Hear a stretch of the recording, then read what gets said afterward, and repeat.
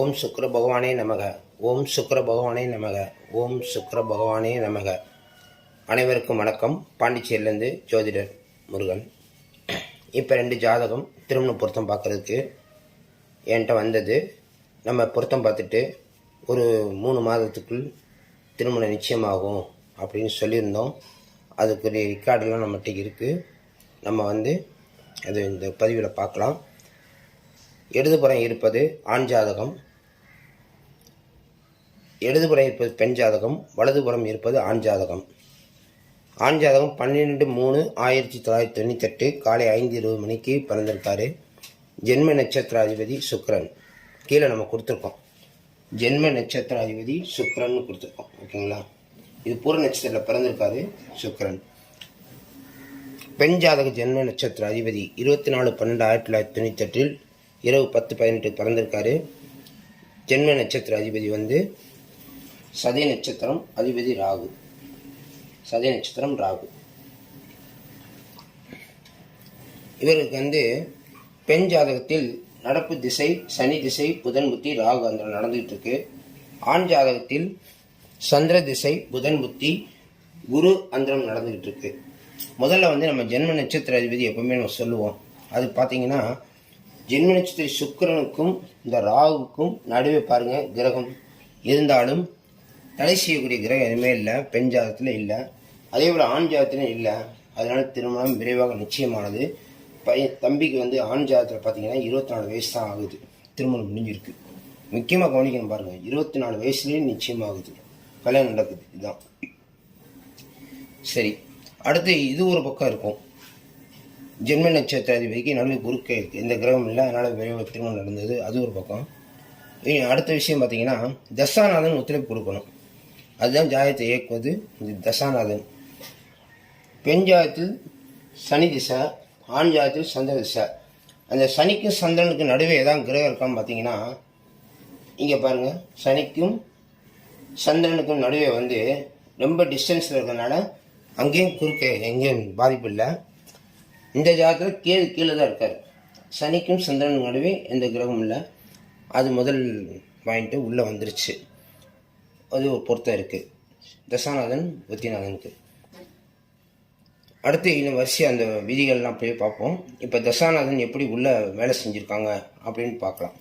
பெண் ஜாதகத்தில் சனி திசை, சனி 9ஆம் இடத்தில் நின்று கேதுடைய நட்சத்திரத்தில் இருப்பதால் 7ஆம் பாவ தொடர்பு இங்கே கொடுத்துட்றாரு. 7 கொடுத்துருக்கோமா? லக்னத்துலேருந்து பார்த்தீங்கன்னா 7ஆம் இடம் வந்துடும். அந்த கேது நின்ற நட்சத்திரம் அவிட்ட நட்சத்திரம். அந்த அவிட்ட நட்சத்திரம் 2ல் இருக்காரா? அப்போ 2ஆம் பாவ தொடர்பு லக்னத்துக்கு கொடுத்துட்றாரு, இந்த ஜாதகம் கொடுத்துட்றாரு.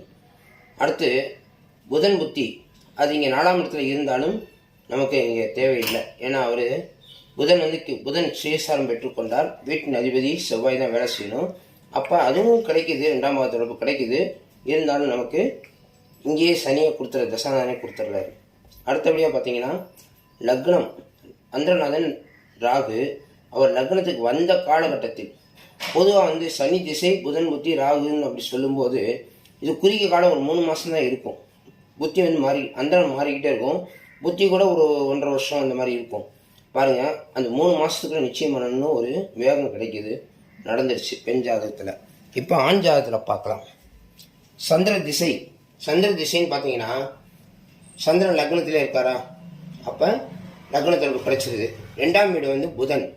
அந்த புதன் 8ல் போய் இருந்தாலும் 8ஆம் இடத்தில் புதன் புத்தி நடப்பதால் 2ஆம் இடத்துக்கு வேலையும் செய்வதால் 2ஆம் பாவ தொடர்பு கிடைச்சிருச்சு. 7ல் அந்தரநாதன் குரு 7லேயே இருக்கார். அப்போ இந்த 2 பேர் ஜாதகத்துக்கும் திருமண காலம் சரியாக கிடைச்சிருச்சு.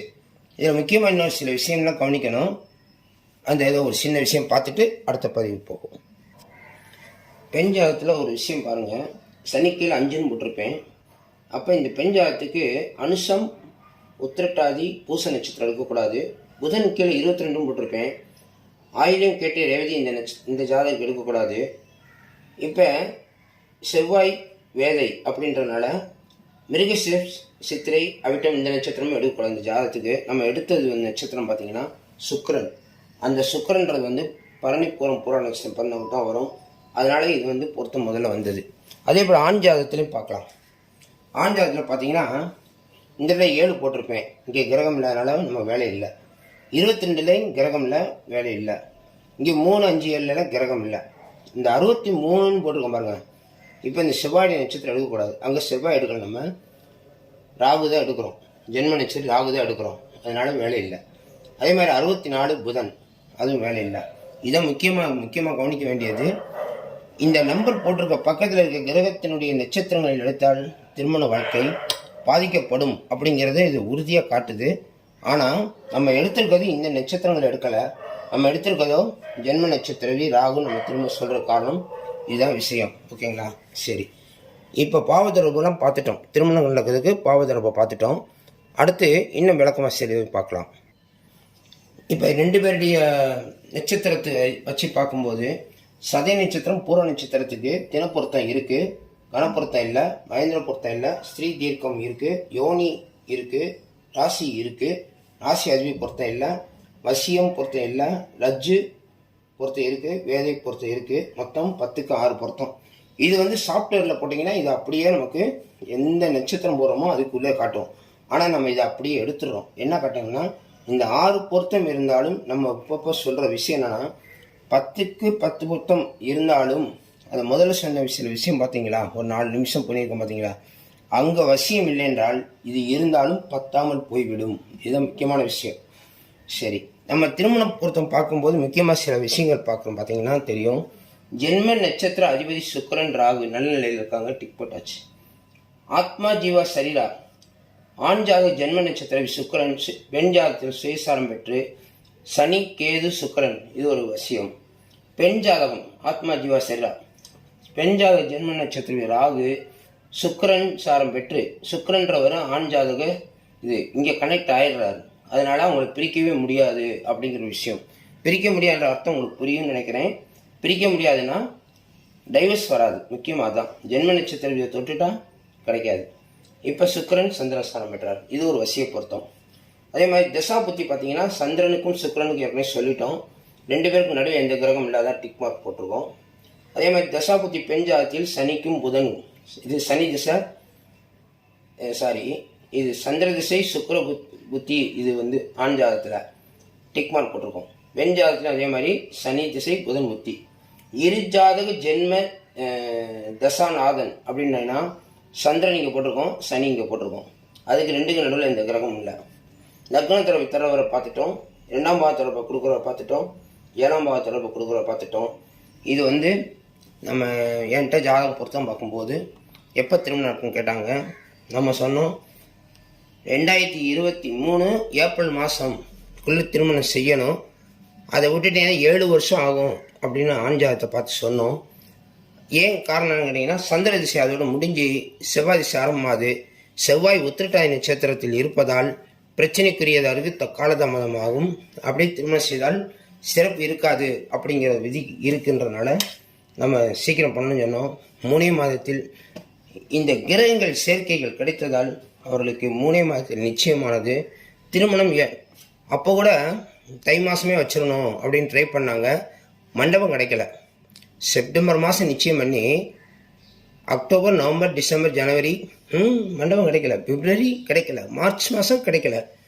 கடைசியாக கிடைத்த தேதி 27/4/2023 மிக சிறப்பாக திருமணம் நடந்தது. மணமக்கள் நீடூழி வாழ்வார்கள் என்று நம்ம இந்த இடத்துல சிறப்பான வாழ்க்கை அமைந்தது என்று கொடுத்துருக்கோம். எல்லாம் வல்ல இறைவனின் நல்லால் இது நடந்தது. இது போன்ற திருமண பொருத்தம் பார்ப்பதற்கும் திருமணம் எப்பொழுது நடக்கும் பார்ப்பதற்கு நான் கீழே டிஸ்கிரிப்ஷனில் என்னுடைய நம்பர் தர்றேன்.